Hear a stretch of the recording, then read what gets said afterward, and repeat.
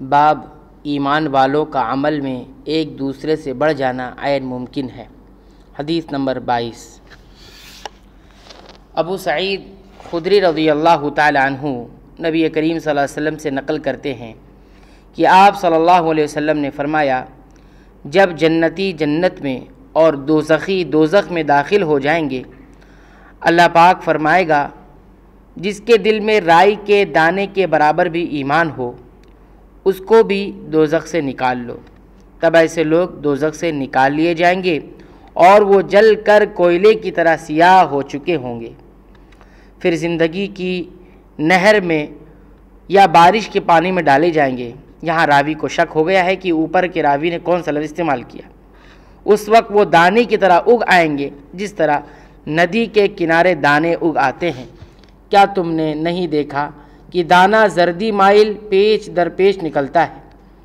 وہیب نے کہا کہ ہم سے عمر نے حیا کی بجائے حیات اور خردلم من ایمان کے بجائے خردلم من خیرن کا لفظ بیان کیا۔ حدیث نمبر 23۔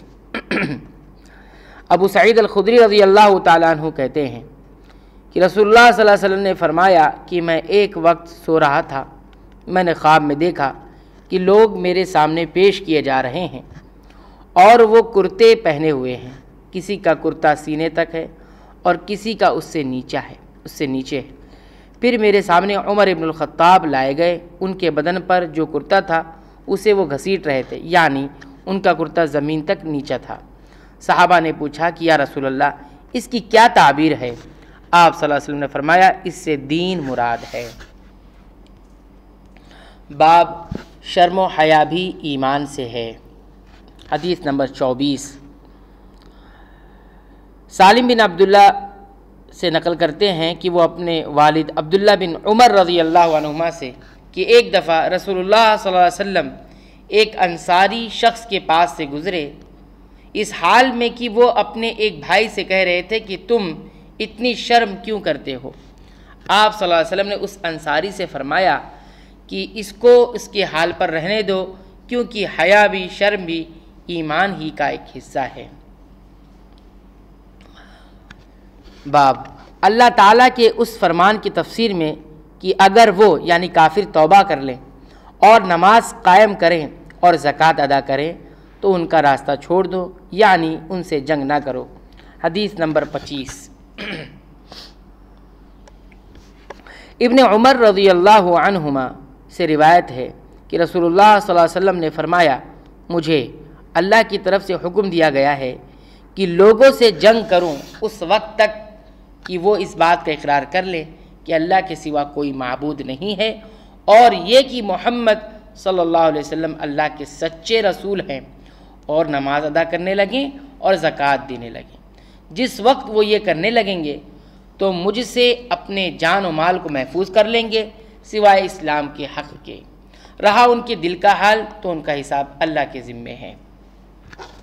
باب اس شخص کے قول کی تصدیق میں جس نے کہا ہے کہ ایمان عمل کا نام ہے، کیونکہ اللہ تعالیٰ کا ارشاد ہے، اور یہ جنت ہے اپنے عمل کے بدلے میں تم جس کے مالک ہوئے ہو۔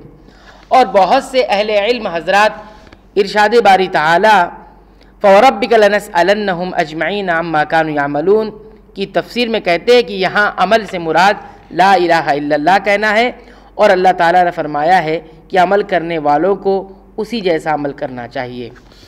حدیث نمبر 26۔ ابو ہریرہ رضی اللہ تعالیٰ عنہ سے روایت ہے کہ رسول اللہ صلی اللہ علیہ وسلم سے دریافت کیا گیا کہ کون سا عمل سب سے افضل ہے؟